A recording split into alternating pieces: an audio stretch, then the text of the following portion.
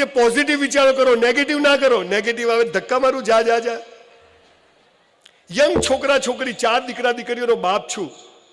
Young છોકરા છોકરીઓને મા બાપ અને શિક્ષકો કે ગંદા વિચારો નહીં કરવાના, સેક્સના વિચારો નહીં કરવાના. અલ્લા આ ઉંમરમાં એ જ આવે, અને ના આવે તો લોચાવાળો કેસ કહેવાય. સમજો થોડું, આ કોઈ કહેતું નથી.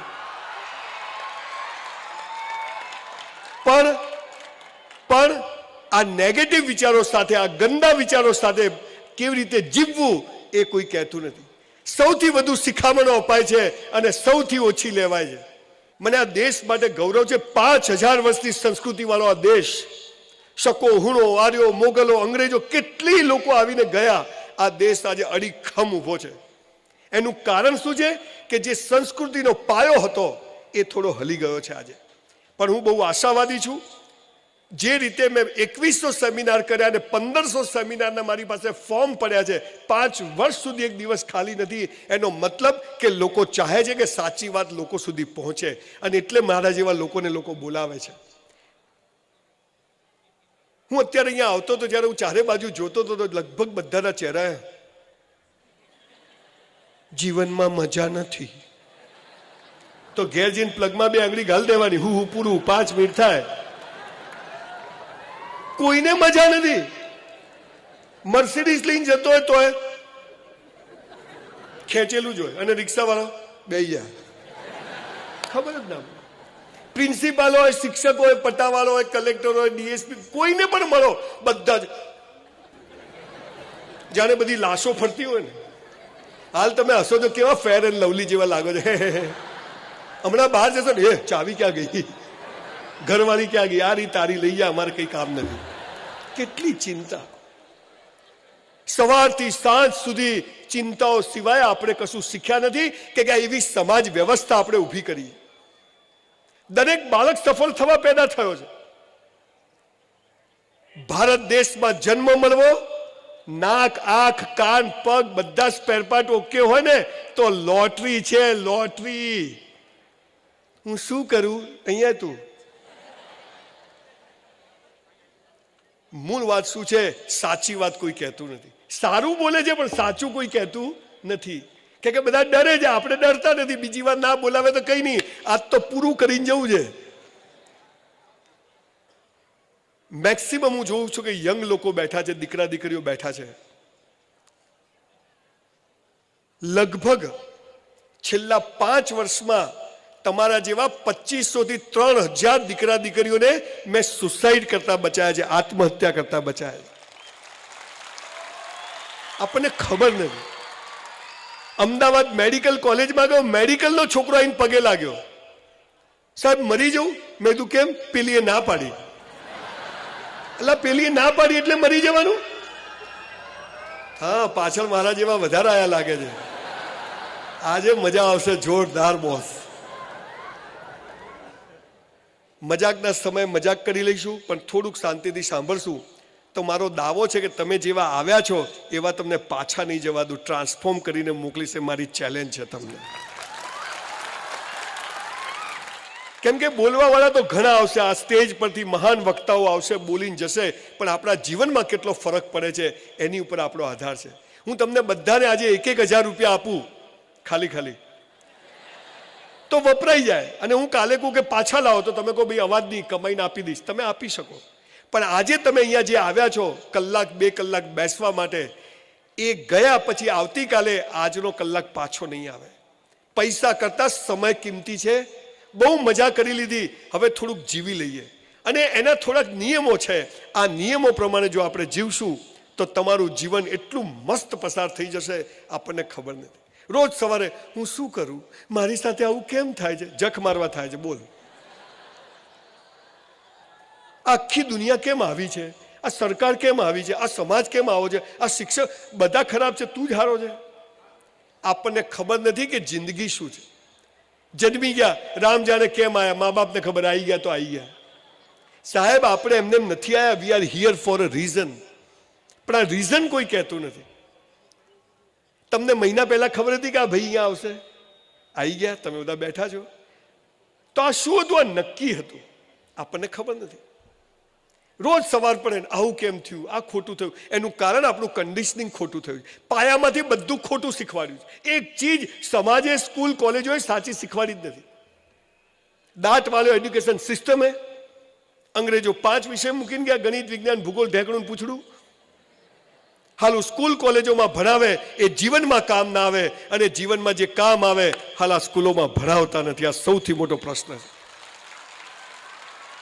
100 રૂપિયાનો માલ 100 રૂપિયા 200 વેચો તો 100 રૂપિયા નફો થાય, એ તો બરાબર, પણ 100 માલ 10 ના વેચાય તો શું કરવાનું એ કોઈ શીખવાડતું નથી. 94% લાવો તો ડોક્ટર બનશો શીખવાડે છે, પણ 3 ટ્રાયલે SSC પાસ થશો તો શું થશે એ કોઈ કહેતું નથી. સ્કૂલ કોલેજોમાં બહાર બોર્ડ મારે છે, અમારી સ્કૂલનું ગૌરવ પહેલો, બીજો, ત્રીજો. અલ્લા છેલ્લા 3 નંબરનું શું? મારા જેવી નોટો ત્યાં જ ઊભી હોય.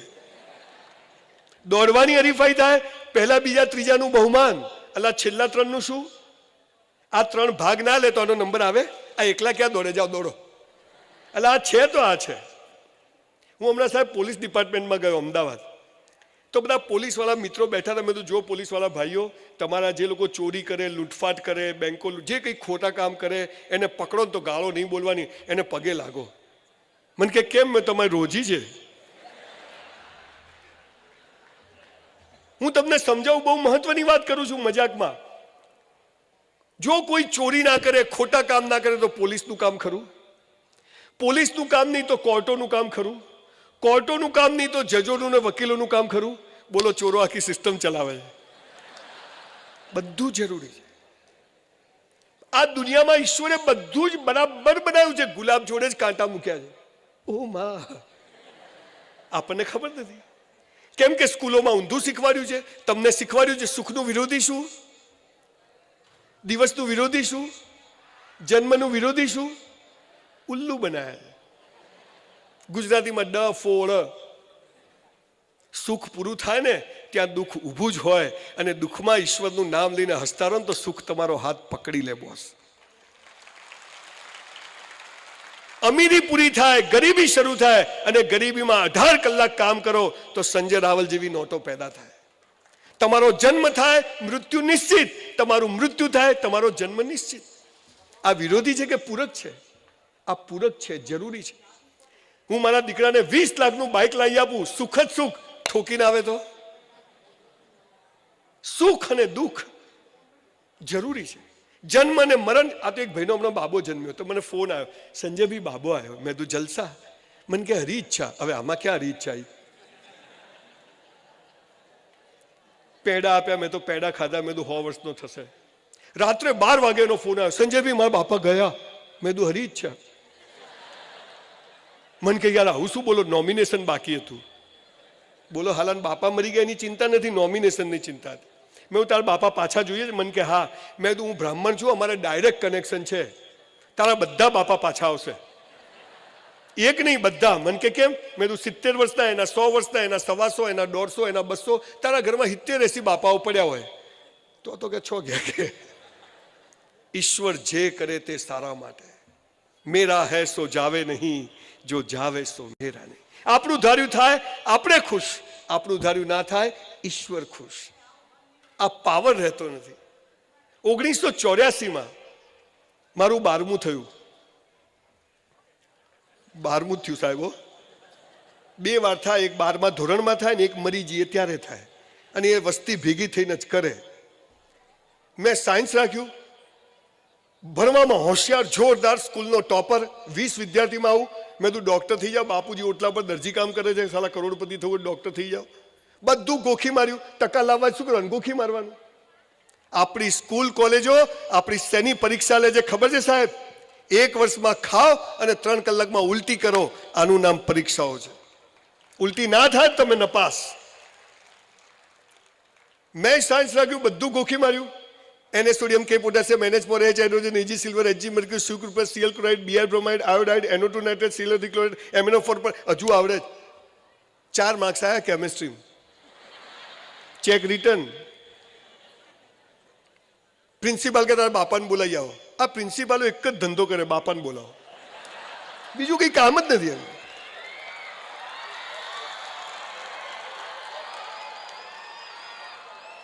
હું જો ગુજરાતનો સીએમ થયો ને, થવાનો જ છું હો, નક્કી કર્યું,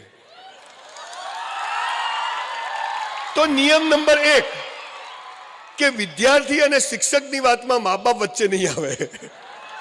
એટલે ભારત પાકિસ્તાન ફોડી લેશું, અમેરિકાનું શું કામ છે આમાં? બહુ લાંબી વાત છે. મજાક એટલે કરું કે જ્યારે તમે બહુ ખુશ હો ને ત્યારે કડવી વાત જલ્દી ઉતરી જાય. 12માની એન્યુઅલ એક્ઝામની પરીક્ષા આપી, મારા 19 મિત્રોને 90% ઉપર આવ્યા, સંજય રાવલ 54%. મેં કીધું હે મરી ગયા, હવે તો સુસાઇડ કરવો પડશે, ઘેર જશું ધોકા પડશે. ના, આપણે કીધું કંઈ વાંધો નહીં. હવે તમે જુઓ, જેના માટે હું આ સેમિનારો કરું છું આખા વિશ્વમાં ફરીને, અને ઉનામાં પણ કેમ આવ્યો છું તમને કહેવા માટે. દિવેલ પીધેલા ફરશો નહીં, જિંદગી મળી છે એ આજને જીવી લો. મોત સાલું કાલ આવતું હોય તો આજ આવે, પણ જીવવું તો વટથી જીવવું, મસ્ત જીવવું, ટોપ જીવવું, ગમે તે થાય. 1984માં 54% કેમ આવ્યા ખબર છે? કે 6ઠી માર્ચે સંજય રાવલને ઉના કોલેજમાં પ્રોગ્રામ કરવા આવવાનો હતો, એટલે 54% આવ્યા. ભગવાન કે આને હાલ ડોક્ટર બનાવાય નહીં, આને સ્પીકર બનાવો અને આને ઉના મોકલવાનો છે. 2100 સેમિનાર કર્યા. આપણા પ્લાન કરતા ઈશ્વરના પ્લાન મોટા હોય છે. મેડિકલનો છોકરો, પેલી ના પાડી, મરી જાને. અરે પેલી ના પાડી તો એનાથી સારી મળશે. સવાલ શું છે? પાછળ બાલ્કની વાળા મિત્રો જો મજા કરવી તો ઓર આગળ આવી જાઓ.